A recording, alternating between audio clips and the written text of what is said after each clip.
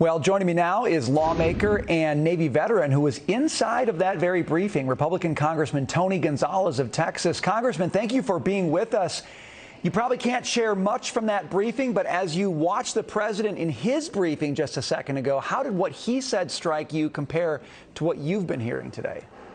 Yeah, I can't get into the details, but I can give you the overall sentiment is two things. One, in a bipartisan manner, we all agree that every American needs to come home. That's one. And two, we need to not look at any arbitrary deadlines. Whenever that date is, that date is. We can't put guardrails on that. We have to go to all parts of Afghanistan in order to do that. Look, Afghanistan is very personal to me. I served 5 years in Afghanistan. It's very personal to many of us that serve there in a correspondent capacity and an NGO capacity. This is the part that the administration doesn't understand.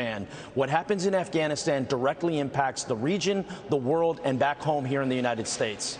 I think Americans have that exact same sentiment. They feel like what they're hearing in these briefing rooms has nothing to do with the reality on the ground. And I think they're seeing that around this August 31st deadline. You said that should be out the window because that's not the objective. And yet in this briefing just a few minutes ago, the president reiterated, we're going to get it all done by August 31st. Is there any planet on which that happens?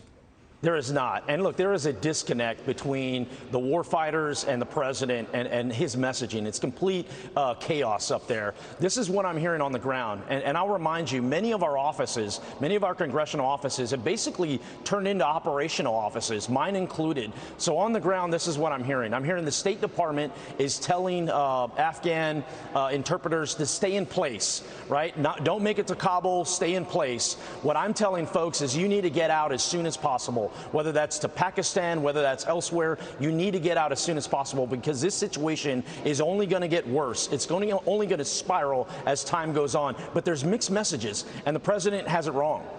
Congressman, maybe the biggest mixed message, in my opinion, is the idea that we're not going to trust a word the Taliban says, but we're going to work with them to get people out. Again, reporting on the ground is telling us they're not letting Afghans who we want to get out even get into the airport at this point. What has to happen realistically to make sure that we can keep our commitment to get every last American and ally out of Afghanistan? Look, you have the Taliban that literally after they took over Kabul were yelling death to Americans in the street. Nothing has changed in 20 years. And to think all of a sudden that they're going to be welcoming partners, they're not. And we can't treat them as such. What we have to do is we have to be firm and we have to be bold. And we have to ensure every American gets out, no matter the cost, no matter what part of Afghanistan that they're at. Also, our Afghan partners. You know, the other thing is what happens in Afghanistan impacts the world. What worries me is our southern border is wide open. As this chaos continues to expand, you're going to see terrorism spread throughout the globe. The last thing any of us want to see is another 9/11 due to this administration's debacle at this withdrawal. Congressman, really quickly, we have a number of evacuees from Afghanistan who will be coming to the United States, non-citizens. The president talked about screening them to make sure that they're not a threat. Do you have any confidence that we're going to be able to keep that commitment to make sure the U.S. isn't threatened, or are you concerned about the screening process right now?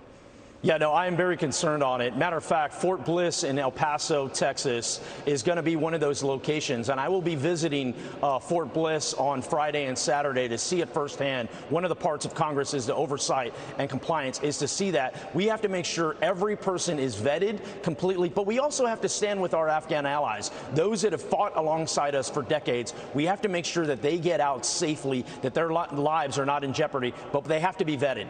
Congressman, really quickly, I just have to ask you, your office is working on helping people get out of Afghanistan. What are the messages you're getting? What are you seeing on the ground when it comes to being able to help get folks out of there?